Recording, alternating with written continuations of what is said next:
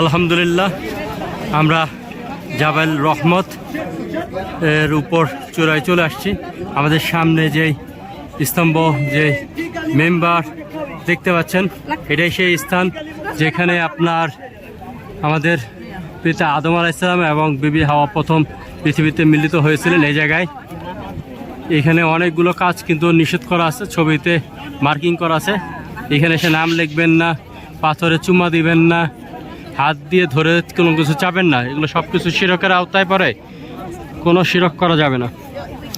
এখানে দ্বারা আপনি আল্লাহর কাছে দোয়া চান, মাপ চান, আল্লাহর কাছে আপনি যা খুশি তা চান, কারণ এটা দোয়া কবুল স্থান। আমি এটার চারদিকে একটু দেখাচ্ছি। আমরা ওই জায়গা থেকে এই পাহাড় বেয়ে উঠছি। এইখানে উঠতে সময় কম লাগছে, কিন্তু মোটামুটি অভ্যস্ত না হইলে কষ্ট হবে। আর কিছু হাজি সাহেবদের জন্য সুবিধার্থে কিন্তু এখানে সিঁড়ি করা আছে। আসলে আমরা জানি না বিদায় আমরা এদিক দিয়ে পাহাড় অনেকে আমাদের মতো এদিক দিয়ে উঠতেছে, কিন্তু না উঠে এদিক দিয়ে সিঁড়ি আছে, সিঁড়ি করে খুব সহজে উঠে আসতে পারবেন। জাস্ট একটু এই দিক থেকে একটু কষ্ট করে এদিক দিয়ে ঘুরে আসলেই হবে। তো সিঁড়ি ইউজ করেন, তাহলে বয়স্করাও উঠতে পারবেন, এত কষ্ট করে ওঠার প্রয়োজন নেই।